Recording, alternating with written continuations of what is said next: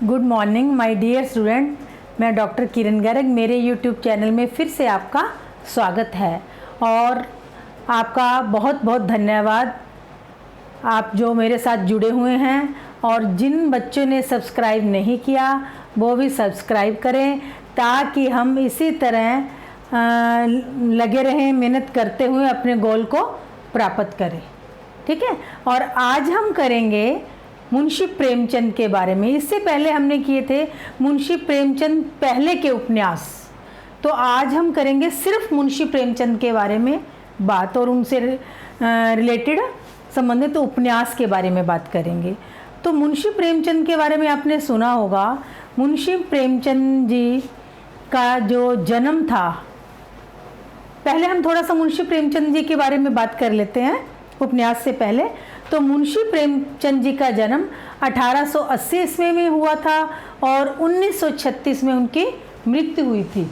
मुंशी प्रेमचंद और उनके उपन्यास 1880 में उनका जन्म हुआ था और 1936 ईस्वी में उनकी मृत्यु हुई थी। तो इतने कम समय में उन्होंने अनेक कहानियाँ, उपन्यास, नाटक, अनेक विधाओं में अपना सहयोग दिया। ठीक है। और यह एक प्रसिद्ध कहानीकार और उपन्यासकार तो है ही है। ठीक है। तो मुंशी प्रेमचंद का जो मूल नाम था वो था धनपत राय और लिखने में वो नवाब राय के नाम से लिखते थे और इनको उपन्यास सम्राट के नाम से भी जाना जाता है, जो कि बंगला कथाकार शरद चंद्र चट्टोपाध्याय ने इनको उपन्यास सम्राट की उपाधि दी थी और अन्य साहित्यकारों ने भी मुंशी प्रेमचंद को उपन्यास सम्राट की उपाधि से विभूषित किया था। ठीक है। तो मुंशी प्रेमचंद ने बहुत सारे उपन्यास लिखे जो कि सामाजिक जीवन से संबंधित है, वास्तविकता, समाज की वास्तविकता दिखाने की कोशिश की है इन्होंने। और शुरुआत में इन्होंने उर्दू में उपन्यास लिखे थे। बाद में उन उपन्यास को इन्होंने हिंदी में अनुवादित किया था। तो पहले हम सिर्फ उर्दू के उपन्यास के बारे में बात करते हैं कि उनके उर्दू के उपन्यास कौन से थे और उनको फिर इन्होंने हिंदी में अनुवादित किया था। ठीक है। तो फर्स्ट उपन्यास इनका है उर्दू उपन्यास असरारे मयाविद।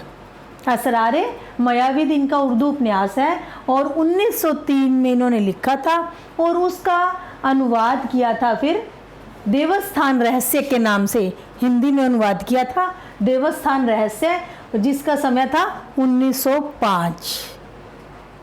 सेकंड है हम खुरमा व हम सवाब, उर्दू उपन्यास है और 1906 में इन्होंने लिखा था और उसका अनुवाद किया था प्रेमा नाम से उपन्यास का अनुवाद किया था और 1907 में यह प्रकाशित हुआ था। और इसमें दो सखियों के विवाह की कहानी है और प्रेमा उपन्यास का ही फिर परिष्कृत कर एक और प्रकाशन हुआ जो कि प्रतिज्ञा नाम से 1929 में। प्रेमा से फिर इन्होंने प्रेमा उपन्यास को परिष्कृत और संशोधित रूप देकर एक नया रूप दिया जिसका नाम है प्रतिज्ञा और वो जो 1929 में प्रकाशित हुआ था। ठीक है। नेक्स्ट आ गया फिर कृष्णा जो उपन्यास है उर्दू उपन्यास है और 1907 में प्रकाशित हुआ था और इसको हिंदी में अनुवादित किया था गवन नाम से जो कि 1931 में प्रकाशित हुआ था। नेक्स्ट है जजब ए इसार, उर्दू उपन्यास है यह, 1912 ईस्वी में प्रकाशित हुआ था और इसको अनुवादित कर वरदान नाम से 1921 में प्रकाशित किया था मुंशी प्रेमचंद जी ने। ठीक है। नेक्स्ट आ गया बाजारे हुसन नाम से ही हमें पता चल रहा है कि यह वेश्यावृत्ति पर है। बाजारे हुसन 1917 ईस्वी में प्रकाशित हुआ था उर्दू उपन्यास और इसका फिर अनुवादित रूप था जो सेवा सदन के नाम से था जो कि 1918 में प्रकाशित हुआ था। नेक्स्ट आ गया फिर गोशाए आफियत के नाम से उर्दू उपन्यास था और इसका जो हिंदी में अनुवादित रूप था प्रेम आश्रम के नाम से 1922 में प्रकाशित हुआ था। नेक्स्ट आ गया फिर चौगाने हस्ती, उर्दू उपन्यास है यह, और इसका हिंदी में अनुवाद हुआ था रंगभूमि के नाम से। रंगभूमि उपन्यास है, 1925 में यह प्रकाशित हुआ था। और इस तरह से ये सारे उर्दू उपन्यास है जो शुरू में मुंशी प्रेमचंद ने लिखे थे, फिर बाद में इसको हिंदी में अनुवाद किया और इनके नाम भी फिर हिंदी में मतलब चेंज आ गया। ठीक है। और मुंशी प्रेमचंद का एक और खासियत है जो आपने पढ़ा होगा कि यह आदर्शोन्मुखी यथार्थवादी परंपरा का इन्होंने परिवर्तन किया था। मीन्स आदर्श अनुमुखी यथार्थवादी परंपरा में इन्होंने ज़्यादा लिखा था। ठीक है। ये आदर्श अनुमुखी यथार्थवादी माने जाते हैं। तो मुंशी प्रेमचंद के ये उर्दू उपन्यास से हिंदी में अनुवादित हो गए। अब नेक्स्ट हम करेंगे मुंशी प्रेमचंद के हिंदी उपन्यास और कौन से ईयर में कौन कौन सा उपन्यास इन्होंने लिखा और उनकी डिटेल और पात्रों के बारे में भी आज हम जानकारी करेंगे। हाँ जी, नेक्स्ट हम करेंगे हिंदी उपन्यास के बारे में बात। मुंशी प्रेमचंद जी द्वारा लिखे गए जो हिंदी उपन्यास है उसमें है फर्स्ट देवस्थान रहस्य। तो कुछ उपन्यास तो हिंदी उपन्यास है जो उर्दू से ही अनुवादित है, जैसे देवस्थान रहस्य है, ये भी उर्दू से अनुवादित है। तो देवस्थान रहस्य का समय था 1905 में प्रकाशित हुआ था। और इसके अंदर क्या है, मंदिर व तीर्थ स्थानों पर फैले भ्रष्टाचार और पखंड के बारे में बताया गया है। देवस्थान रहस्य में देवस्थान, देव मीन्स मंदिर ही आ गया ना, देवस्थान, मंदिर व तीर्थ स्थानों पर फैले भ्रष्टाचार और पखंड, जो पखंड फैला हुआ है उसकी आलोचना का इस उपन्यास में वर्णन है। ठीक है। नेक्स्ट है रूठी रानी। तो जो रूठी रानी उपन्यास है इसमें यह एक ऐतिहासिक उपन्यास है। इसका समय है 1907 और इसमें मारवाड़ के राजा मालदेव और उनकी रूठी रानी इमादे की कहानी है। तो इसमें क्या है, राजा मालदेव ने शेरशाह सूरी को के छक्के छुड़ा दिए थे, बुरी तरह हरा दिया था, परंतु अपने रूठी रानी को वह नहीं मना सका। तो इसमें अपने ये राजाओं की वीरता का वर्णन है और इसके साथ साथ आपसी फूट के बारे में दिखाया गया है रूठी रानी में। ठीक है। नेक्स्ट आ गया फिर प्रेमा उपन्यास। यह भी उर्दू उपन्यास का अनुवादित है। प्रेमा उपन्यास 1907 में प्रकाशित हुआ था और इसमें हिंदुओं में विधवा विवाह की समस्या व मंदिरों में फैले भ्रष्टाचार का वर्णन है।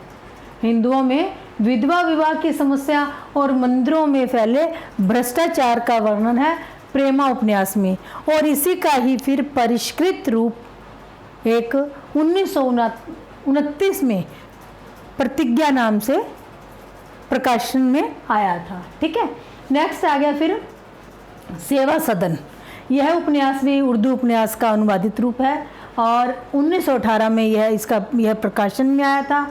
और इसमें वैश्या सेवा सदन, उसमें मुस्लिम जो उर्दू उपन्यास है बाज़ारे हुसन के नाम से है और फिर इसका जो हिंदी में अनुवादित रूप था सेवा सदन। तो इसमें क्या दिखाया गया है, वैश्य जीवन से संबंधित है और समाज में फैली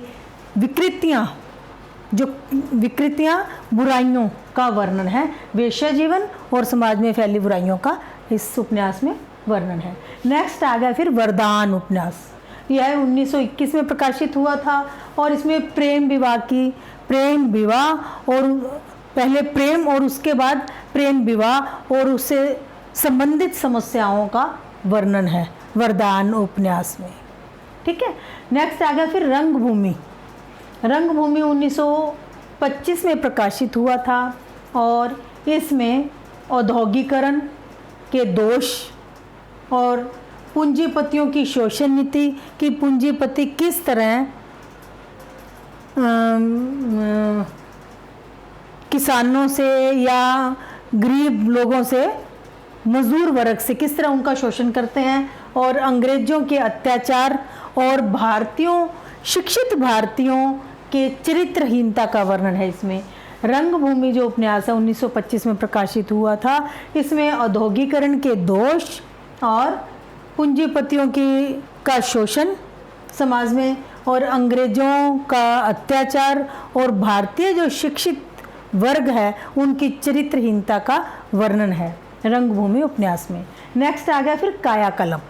कायाकल्प का समय 1926 और इसमें पुनर्जन्म से संबंधित है कि किस तरह पिछले जन्म में क्या था, आगे क्या है, पुनर्जन्म से संबंधित है। और इसमें कई जन्मों की कहानी दिखाई गई है, कई जन्मों का वर्णन है इस उपन्यास में। ठीक है। नेक्स्ट आ गया फिर निर्मला। निर्मला उपन्यास 1927 में प्रकाशित हुआ था और इसके बारे में आपने सुना होगा क्योंकि यह टीवी में एज ए सीरियल भी आया था।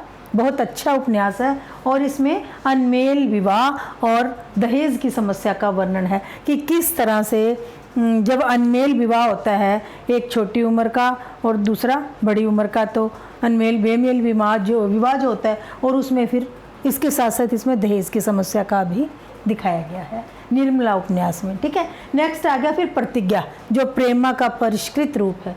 प्रतिज्ञा 1929 में प्रकाशन में आया था और इसमें विधवा विवाह और उससे संबंधित समस्याओं के बारे में दिखाया गया है। प्रतिज्ञा उपन्यास में विधवा विवाह और उससे संबंधित समस्याओं के बारे में दिखाया गया है प्रतिज्ञा उपन्यास में। ठीक है। अब नेक्स्ट हम करते हैं, हाँ जी, नेक्स्ट है गबन। गबन का समय है 1931 और इसमें क्या दिखाया गया, आभूषण प्रियता, कि किस तरह से आभूषण से व्यक्ति को लगाव होता है, आभूषण प्रियता का वर्णन है। और सरकारी दफ्तर में गबन के बारे में यह उपन्यास की जो कहानी है, गबन में आभूषण प्रियता और सरकारी दफ्तर में कैसे गबन किया जाता है। ठीक है। नेक्स्ट आ गया फिर कर्मभूमि। कर्मभूमि उपन्यास 1933 का समय है जो प्रकाशन समय था और यह एक राजनीतिक उपन्यास है कर्मभूमि, और इसमें गांधी दर्शन पर आधारित है।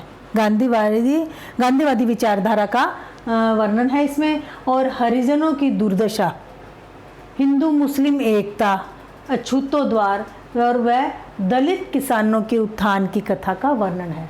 क्या क्या समस्या है इसमें, एक तो ये राजनीतिक उपन्यास है कर्मभूमि और इसमें गांधी दर्शन का प्रयोग किया गया है, और हरिजनों की दुर्दशा, हिंदू मुस्लिम एकता, अछूतोद्वार और दलित किसानों के उत्थान के बारे में इसमें बताया गया है। नेक्स्ट आ गया फिर गोदान। गोदान के बारे में आपने सुना होगा। गोदान मुंशी प्रेमचंद का एक खास उपन्यास है जो कि हिंदी साहित्य में विशेष स्थान रखता है और उसका समय है 1936।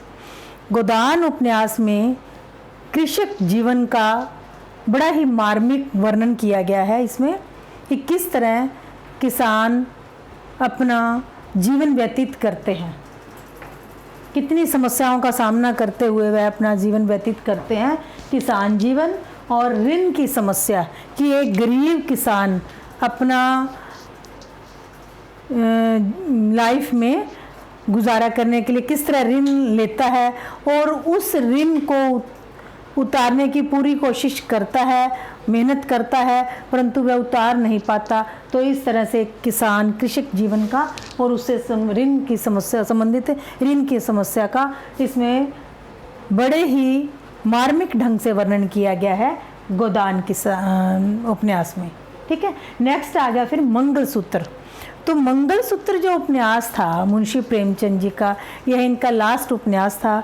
जिस समय मंगलसूत्र यह लिख रहे थे उन समय बीच में ही इनकी मृत्यु हो गई थी और 1936 में इनकी मृत्यु हुई थी और उपन्यास अधूरा बीच में ही रह गया था। और उसके बाद उनके बेटे अमृत राय जी ने इसको पूरा किया है, मंगलसूत्र उपन्यास। तो यह 1948 में प्रकाशित हुआ था। तो यह अधूरा उपन्यास है और इनके बेटे अमृत राय, मुंशी प्रेमचंद जी के बेटे अमृत राय ने इसको पूरा किया था।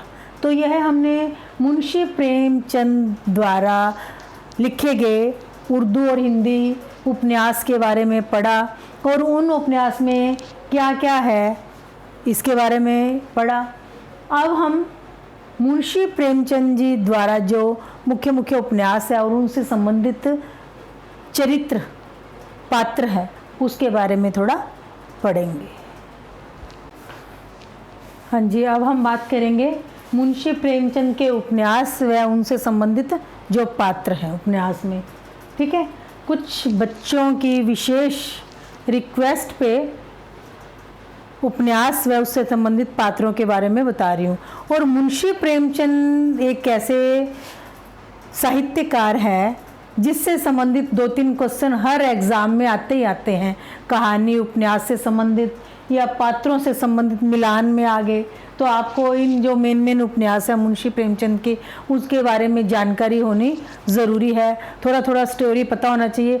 अगर स्टोरी पता होगी हमें तो फिर हमें पात्र याद करने इजी हो जाएंगे और आप भूलोगे भी नहीं। इसलिए उपन्यास जो मेन इनके उपन्यास है मुंशी प्रेमचंद के, उसकी थोड़ी स्टोरी आपको ज़रूर पता होनी चाहिए। ठीक है, तो फर्स्ट है सेवा सदन। सेवा सदन उपन्यास है, उसमें सुमन, भोली, शांता, सुभद्रा, कृष्णचंद्र, गजाधर यह पात्र है इस उपन्यास में। सेवा सदन के यह पात्र हैं। नेक्स्ट है फिर प्रेम आश्रम। प्रेम आश्रम के पात्र है प्रभाशंकर, ज्ञानशंकर, प्रेमशंकर और मनोहर। किसके पात्र हैं? प्रेम आश्रम उपन्यास के। ठीक है, नेक्स्ट आ गया फिर रंगभूमि। रंगभूमि में एक अंधा भिखारी सूरदास जो नायक है और ज्ञान सेवक मिठुआ, विनय, सोफिया, यह इसके पात्र है रंगभूमि उपन्यास में। और इसमें एक अंधा भिखारी सूरदास है, वह नायक की भूमिका निभाता है। नेक्स्ट आ गया फिर निर्मला। निर्मला उपन्यास जो है यह टीवी पे एज ए सीरियल आ चुका है और यह बहुत अच्छा उपन्यास है। इसमें दहेज प्रथा और अनमेल विवाह का वर्णन है और इसके पात्र है निर्मला जो नायिका है और कृष्ण मुंशी तोताराम नायक है। कृष्ण मुंशी तोताराम, मनशाराम, जियाराम, सियाराम, भुवन, यह सारे निर्मला उपन्यास के पात्र हैं। नेक्स्ट आ गया फिर प्रतिज्ञा। प्रतिज्ञा के पात्र हैं सुमित्रा, प्रेमा, पूर्णा, अमृत राय, दाननाथ, बद्रीनाथ, कमलनाथ, ये सारे पात्र हैं प्रतिज्ञा उपन्यास के। नेक्स्ट आ गया फिर गवन। गवन के हैं जालपा, रतन, जोहरा, रामनाथ, देवीदीन। गवन उपन्यास भी वेरी इंपॉर्टेंट है। गवन है, निर्मला है और सेवा सदन है, रंगभूमि, कर्मभूमि, इन दोनों में भी कई बारी क्वेश्चन आ जाता है। रंगभूमि या कर्मभूमि में थोड़ा कन्फ्यूज़न वाला रहता है तो इसमें भी क्वेश्चन आ जाता है इससे रिलेटेड भी। नेक्स्ट आया फिर कर्मभूमि। कर्मभूमि उपन्यास जो है इसमें है शांति, डॉक्टर शांति कुमार, अमरकांत, सलीम, सुखदा, नैना मुन्नी, आत्मानंद इसके पात्र है कर्मभूमि उपन्यास के। ठीक है, नेक्स्ट आ गया फिर गोदान। यह भी बहुत वेरी इम्पोर्टेंट जो उपन्यास है और इससे संबंधित आपको कहानी बहुत अच्छे से पता होनी चाहिए। और इसमें जो पात्र हैं जैसे होरी है, गोबर, धनिया, झुनिया, दाता दिन, माता दिन, ये सारे ग्रामीण पात्र हैं। और ओंकारनाथ, खन्ना मेहता, मिर्जा, मालती कुमारी, सहुआइन, रायपाल, अमरपाल सिंह, यह शहरी पात्र है। तो गोदान उपन्यास तो आपको अच्छे से इसकी स्टोरी पता होना चाहिए और इसके पात्रों के बारे में पता होना चाहिए। इससे रिलेटेड क्वेश्चन बहुत बार आता है एग्ज़ाम में गोदान उपन्यास से संबंधित। ठीक है, नेक्स्ट है मंगलसूत्र। तो मंगलसूत्र के जो उपन्यास के पात्र हैं देव कुमार नायक है और संत कुमार, साधु कुमार, मिस्टर सिन्हा, गिरधर दास, शैव्या, पंकजा, पुष्पा, यह सारे मंगलसूत्र उपन्यास के पात्र हैं। तो आपको ये उपन्यास और इससे संबंधित पात्रों के बारे में पढ़ लेना। और पात्र तभी याद होंगे जब आपको उपन्यास की स्टोरी अच्छे से पता होगी, तो आपको पात्र याद भी हो जाएंगे और आप वहाँ पे भूलोगे भी नहीं फिर। तो इसलिए आपको मुंशी प्रेमचंद के जो उपन्यास है उसका ये सारा उपन्यास जो है 12-13 इसका टेबल बना लेना है।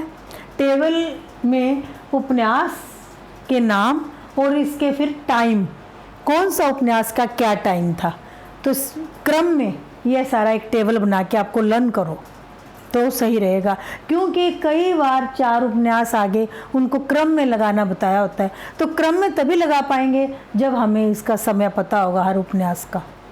ठीक है, तो उपन्यास, उससे संबंधित समय और उससे संबंधित थोड़ी थोड़ी स्टोरी और फिर उससे संबंधित पात्र। तो इस तरह से मुंशी प्रेमचंद के उपन्यास के बारे में आपको थोड़ा समय लगाकर अच्छे से लर्न करना होगा, क्योंकि इससे संबंधित क्वेश्चन मतलब हर बार आता ही है। ठीक है, तो इस तरह मेरी पूरी कोशिश रही है कि मुंशी प्रेमचंद और उनसे संबंधित उपन्यास के बारे में आपको अच्छे से अच्छे तरीके से सारी डिटेल दूं और देने की कोशिश की है। तो मुझे उम्मीद है कि यह आपके लिए उपयोगी रहेगी, और अगर आपको ये वीडियो अच्छी लगे तो आप इसको लाइक करना, शेयर करना और सब्सक्राइब भी करना। Thank you.